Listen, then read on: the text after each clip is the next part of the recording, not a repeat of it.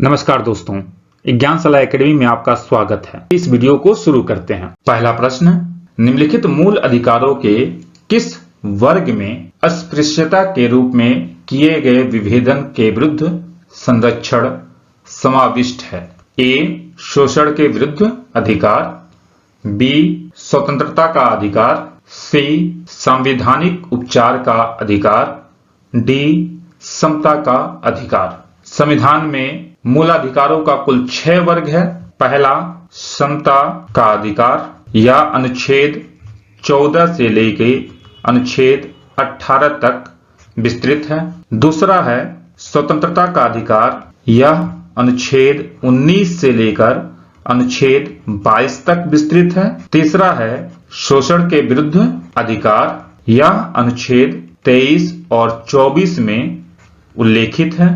अगला है धार्मिक आजादी का अधिकार, यह अनुच्छेद 25 से लेकर अनुच्छेद 28 तक विस्तृत है। अगला है संस्कृति और शिक्षा संबंधी अधिकार, यह अनुच्छेद 29 और 30 के तहत दिया गया है। अंतिम है संवैधानिक उपचारों का अधिकार। संवैधानिक उपचारों का अधिकार अनुच्छेद 32 के तहत प्रदत्त किया गया है। अनुच्छेद 17 अस्पृश्यता को समाप्त करने की व्यवस्था और किसी भी रूप में इसका आचरण निषिद्ध करता है। और अनुच्छेद 17 समता का अधिकार संवर्ग के तहत शामिल है। तो इस तरह देखा जाए तो इस प्रश्न का उत्तर होगा समता का अधिकार, यानी कि विकल्प डी। इस प्रश्न को वर्ष 2020 में पूछा गया है।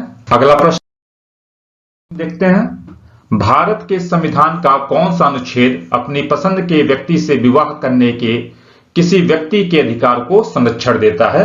इस प्रश्न को 2019 में पूछा गया है। पहला यानी कि ए विकल्प है अनुच्छेद 19, बी विकल्प है अनुच्छेद 21, सी विकल्प है अनुच्छेद 25 और डी अनुच्छेद 29। अनुच्छेद 19 के तहत नागरिकों को कुल 6 तरह की स्वतंत्रताएं प्रदान की गई है। पहला, वाक और अभिव्यक्ति की स्वतंत्रता, इसी में प्रेस की आजादी और राष्ट्रीय ध्वज फहराने की आजादी तथा जानने का अधिकार शामिल है। दूसरा, शांतिपूर्वक और बिना अस्त्र के सम्मेलन करने का अधिकार। तीसरा है संगम या संघ अथवा सहकारी समितियां बनाने का अधिकार। चौथा है भारत के राज्य क्षेत्र में किसी जगह संचरण करने की आजादी। पांचवा है भारत के राज्य क्षेत्र में किसी भाग में निवास करने और बस जाने की आजादी।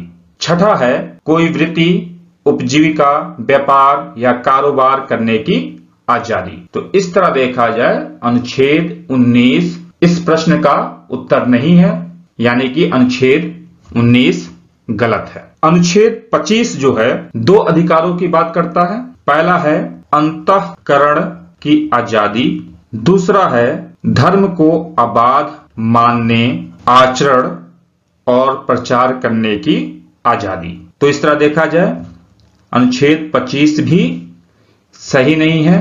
वस्तुतः 25 धार्मिक आजादी का अधिकार है, इसलिए विकल्प सी भी इस प्रश्न का उत्तर नहीं होगा।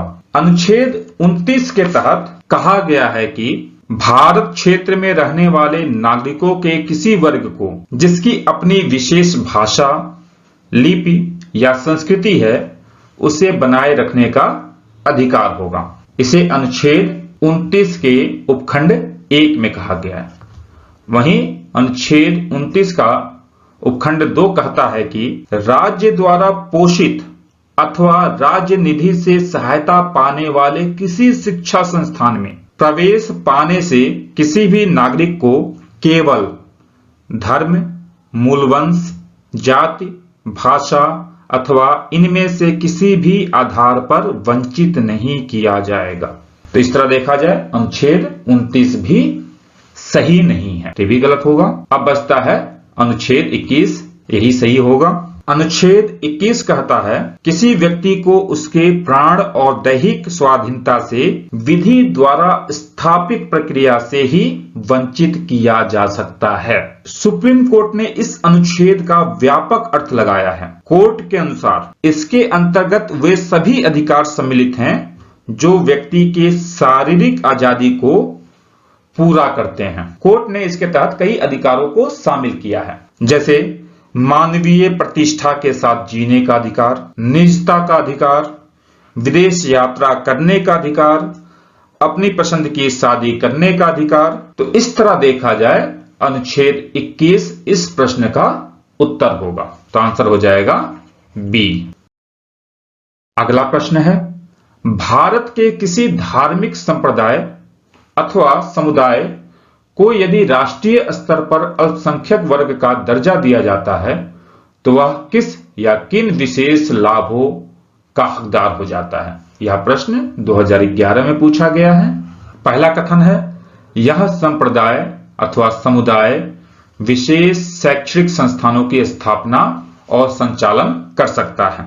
संविधान का अनुच्छेद 30, ध्यान दीजिएगा, संविधान का अनुच्छेद 30 अल्पसंख्यक वर्गों को उनकी रुचि की शिक्षण संस्थाओं की स्थापना और प्रशासन का अधिकार देता है। इस तरह देखा जाए तो अल्पसंख्यक वर्ग संप्रदाय विशेष शैक्षिक संस्थानों की स्थापना और संचालन कर सकता है। तो पहला कथन सही होगा।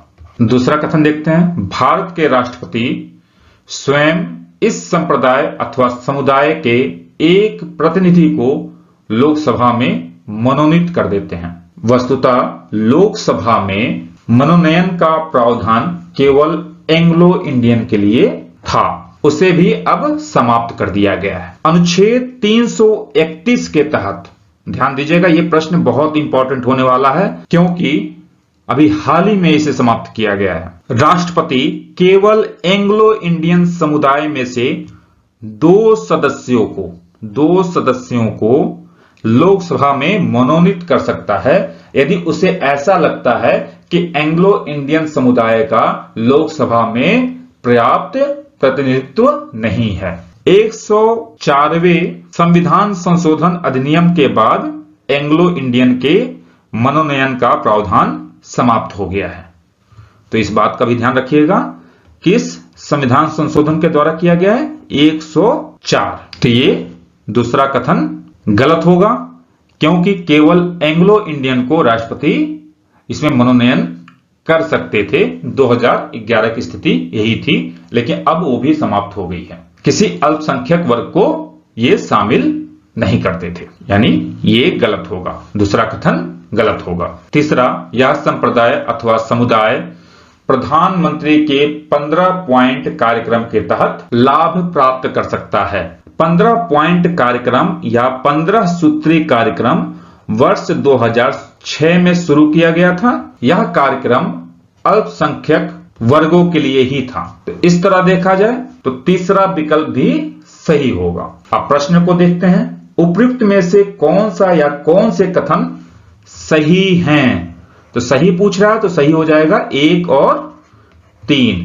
विकल्प देखते हैं, केवल 1 गलत होगा, बी केवल 2 और 3 ये भी गलत होगा, सी केवल 1 और 3 यही सही होगा, डी गलत होगा ही। तो आंसर होगा सी।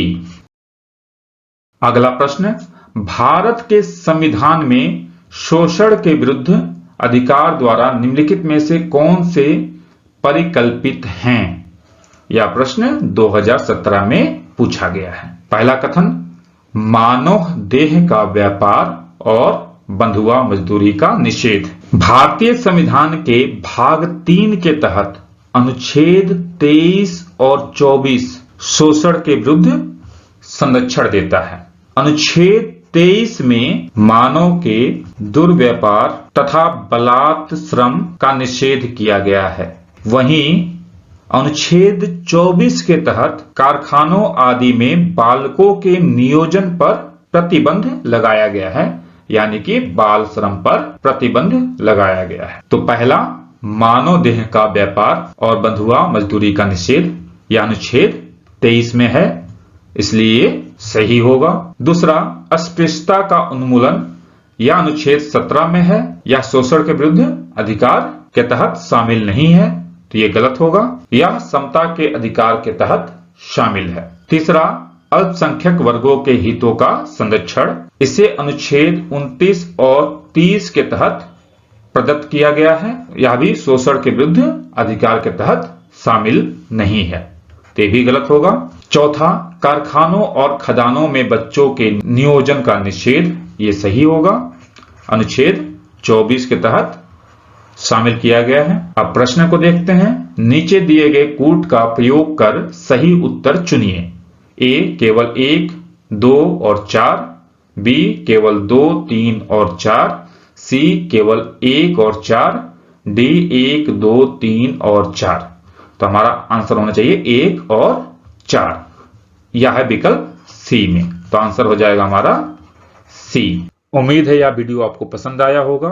फिर मिलते हैं एक नए वीडियो के साथ। तब तक के लिए नमस्कार, जय हिंद।